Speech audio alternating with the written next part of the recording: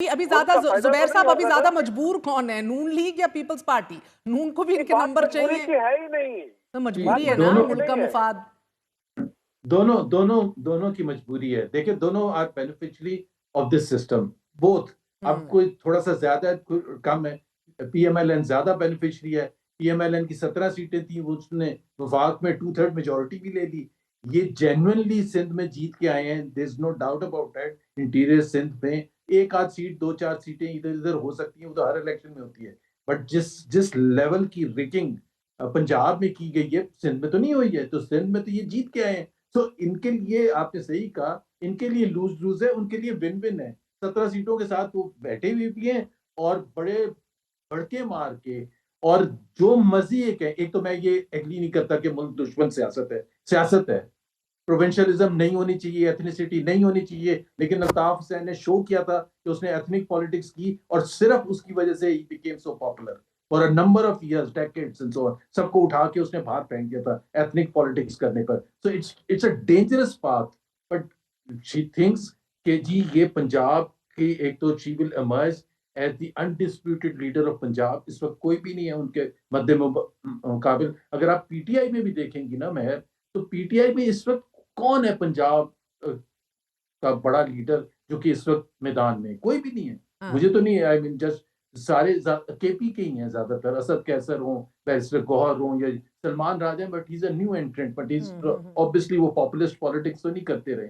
तो कोई भी नहीं है। अगर फवाद चौधरी इस वक्त होते फॉर एग्जाम्पल, तो फिर भी एक होता कि जी आप उतारते और उनका मुकाबला करते। तो मरियम के सामने तो मुकाबले में कोई भी नहीं है। एक तो उनकी तशहीर वो दबा के करती हैं, जबरदस्त करती हैं, उसका तनकीद का निशाना भी बनती हैं। बट आई थिंक उन्होंने ऑन बैलेंस देखा है कि तशहीर करना इज ज्यादा सो सर, इंपॉर्टेंट, दूसरी जो कि तरफ मैं आप ये देख समझता रहे हूँ हैं कि ना नहीं कि है। देखिए ना, मरियम की तो मजबूरी है भी नहीं, मजबूरी तो ऊपर वफाक में है चाचा जान को कि इनको मिला के साथ रखना है। तो knowing her personality, knowing the way she conducts her politics, वो किसी दो सूरतों में शी जी। महर अगर उसको ये कहा जाएगा ना अंदर एडवाइस करके कि जी शहबाज शरीफ, तो उनको कोई प्यार मोहब्बत नहीं है अपने चाचा से।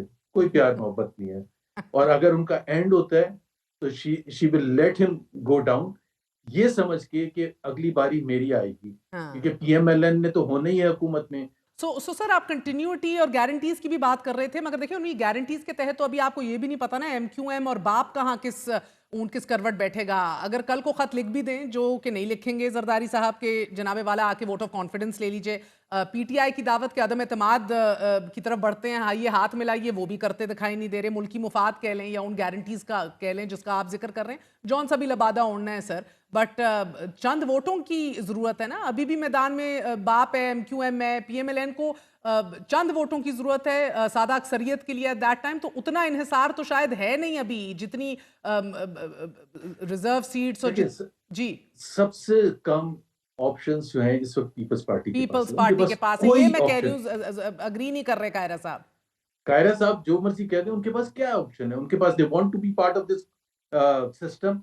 एंड इनफैक्ट वो समझते हैं कि जो भी है, जाहिर सी बात है, वो अपनी पॉलिटिक्स भी करना चाहेंगे। They want to place Bilawal and to project him as the next prime minister of Pakistan. वो बिल्कुल सही है, और उस वजह से मरियम भी समझती हैं कि मेरा मुकाबला बिलावल से होगा। तो वो बिल्कुल सही है। वो आपस में उस हद तक तो पॉलिटिक्स होगी। बट पीपल्स पार्टी के पास अभी, जिसका कायरा साहब ने कहा, हम मुल्क की मुफाद में इसको नहीं छेड़ना चाहते। ये पता नहीं कौन सा मुल्की मफाद है कि जिसमें हर गलत काम हो रहा है। हर गलत काम हो रहा है, इलेक्शन से लेके जुडिशरी की को तबाह कर दिया, मीडिया को बर्बाद कर दिया। ये कौन सा मुल्की मफाद है? कोई मुल्की मफाद नहीं है। अपना हुकूमत में रहने का मफाद है। And that is the only way they can remain in power, अगर ये सिस्टम कंटिन्यू रहेगा। और जिसकी गारंटी जिन्होंने दी है, वो गारंटर्स रहेंगे। तो कायरा साहब, आप इसको किस तरह से देख रहे हैं? देखिए, ये एक किस्म की लूज लूज सिचुएशन दिखाई दे रही है at this time Peoples Party के लिए। अब as of right now Peoples Party का एसेंशियली पंजाब से खात्मा ही दिख रहा है ना। अब आपको मरीम नवाज के खिलाफ भी कुछ बोलने से कबल मरकज की तरफ देखना पड़ता है। आपको तो पंजाब में मुतालबात को भी नहीं पूरा मनवा सक रहे, जिलाई तौर पर भी डिमांड्स नहीं पूरी होती, फिर ये तलखी क्यों खत्म करेंगी? वो उनको क्या जरूरत है ये करने की? मैं उनकी जरूरत की तो बात ही नहीं कर रहा। वो नहीं करेंगी तो फिर उसके हालात अपने तौर पे उनको समझ आ जाएंगे। लेकिन पहली बात तो ये है कि आप दोनों, यानी जुबैर साहब भी और आप भी, जिस थीसिस को बिल्ड कर रही हैं या मेरे सामने एक सवाल के तौर पर रख रही हैं, वो ये है कि इसमें मुल्की मफाद कौन सा है। तो आपका ख्याल ये है कि अगर हम हुकूमत का साथ छोड़ दें और हुकूमत अनस्टेबल हो जाए और एक नई हुकूमत तश्कील ना पाए और सूबों में हुकूमतें कायम रहे, मरकज में गिर जाए, तो उससे जो निज़ाम चलेगा, ये जो चार्ट आएगा, वो मुल्क के लिए फायदेमंद होगा, उससे मुल्क को कोई नुकसान नहीं होगा। सर, इट इज उसमें कोई एब्सोल्युटली तकलीफ नॉट नहीं होगी। अनपेट्रियोटिक। आइन आपको एक और इलेक्शन की तरफ बढ़ा देगा। Do not paint it as नहीं, और अनपेट्रियोटिक। इलेक्शन कितना खौफनाक होगा तो पहले जब वाले की सूबे दुरुस्तगी आपके के जो लिए भी हैं तो आप लोगों वो ने इलेक्शन स्टैंड की नहीं तरफ लिया। नहीं जाएंगे। नहीं, सुने ना, सुने, जब सूबे आपके इलेक्शन में नहीं जाएंगे और मरकज का इलेक्शन होगा, उस इलेक्शन को आप स्टेबल इलेक्शन बना लेंगी। ठीक है उससे सर। कोई ऐसा निजाम निकल आएगा जिससे ये मुल्क स्टेबिलिटी की तरफ चला जाएगा। ये बातें हमें समझ नहीं आती जो आप लोग कर रहे हैं, बड़ी आती है, सब सारी समझ आती है, लेकिन हमें इन बातों से थोड़ा बियॉन्ड भी जाना है। हमें आइंदा आने वाले वक्त को भी देखना है। ये थोड़ा है कि यहाँ बैठे तनकीद करते हुए हम कहें कि इनके पास ऑप्शन नहीं है, इनके पास ये नहीं है। ये ऑप्शन जो बार बार आप मुझे सुना रहे हैं कि हम हुकूमत में क्यों बैठे हैं, 1 मिनट में छोड़ सकते हैं। नहीं नहीं सर, आपसे पूछ रहे हैं ऑप्शंस हैं क्या, मैं तो ये पूछ रही हूँ, आप वो नहीं बता रहे। मेरी सुन ले, जब मेरी जान पे बनेगी, मेरी जमात की जान पे बनेगी, तो कोई गारंटी वाली कौन सी गारंटी। लेकिन मैं एक बार फिर, क्या इस हुकूमत से अलग हो जाने के बाद ये हुकूमत कायम रहेगी? Answer is no.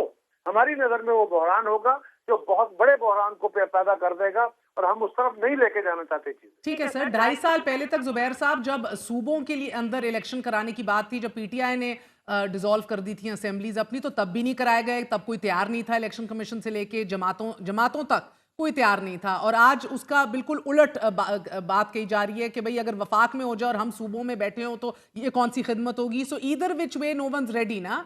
देखिए, I am going to repeat the same thing, बल्कि थोड़ा हार्शर वे में। देखिए, आपने कहा बाप पार्टी और MPM, Peoples Party is no different from them. आप ना इस सिस्टम को छोड़ सकते हैं, ना आप कुछ कर सकते हैं। तो ये कोई पॉलिटिकल स्टेबिलिटी नहीं है। Political stability comes from political legitimacy, and they don't have, the present ruling elite does not have political legitimacy, and political legitimacy leads to political stability, that अच्छा, in turn and leads sir to फिर दूसरा economic मुझे stability. इसका दूसरी तरफ strategy बता दें। फिर अगर आप लेजिटिमेसी की बात करते हैं तो तहरीक इंसाफ की सियासी हिकमत अमली वो कितनी सूदमंद रही है। कमेटियों से इस्तीफे दे दिए हैं, स्टैंडिंग कमिटीज हों, आपकी पब्लिक अकाउंट कमेटी हो, national assembly, senate, I mean you don't even see any big press conferences या ठोस कोई जामे ऑपोजिशन। सो ये लोग दो मजबूर दो बने हैं, चीजें तो पूरा का है पूरा इसमें, दो सिस्टम मुंजमद है ना चीजें। अभी। कोई स्ट्रेटजी नहीं है, और जो भी स्ट्रेटजी थी स्पेक्टेकुलरली बैकफायर की है, फेल हुई है पीटीआई की, there is no doubt about that. जाहिर है स्ट्रेटजी तो ये होती है ना कि आप पॉलिटिकल ऑपोजिशन है, आप हुकूमत वक्त को मुश्किल में डाल सकें। मुश्किल बार बार हुकूमत वक्त एक फुल टॉस देती है छक्का मारने के लिए, आपसे 1 रन भी नहीं बनता। तो ऑब्वियसली पॉलिटिकल स्ट्रेटजी तो नहीं है। लेकिन उसके साथ साथ मैं उनके डिफेंस में ये भी कहूंगा कि उस पार्टी के साथ जो हचर नचर की है, मतलब असद उमर, शीरी मजारी, फवाद चौधरी, अली जैदी, इमरान इस्माइल, एंड फिर बाकी जो थे आपने जेलों में डाल दिया। यास्मीन राशिद, शाह महमूद कुरैशी, चेयरमैन को भी जेल में डाल दिया। फिर cases after cases, cases after cases, 100 cases में आज भी उनके लोगों को मार मार के वो बाहर निकलते हैं, उनको मार पड़ती है। तो उनके लिए एक एज अ फंक्शनिंग पार्टी काम करना, अगर वो करें तो एक मिरेकल ही होगा। अदरवाइज तो जिस तरह से तो वो सर कर रहे हैं, आप खुद भी तो जुबैर गवर्नर रहे हैं, पंजाब में पीपल्स पार्टी ने गवर्नर को भी मुतहर्रिक किया है। क्या वो मतलूबा नताइज हासिल करके इनको डिलीवर कर सकते हैं जो ये चाह रहे हैं?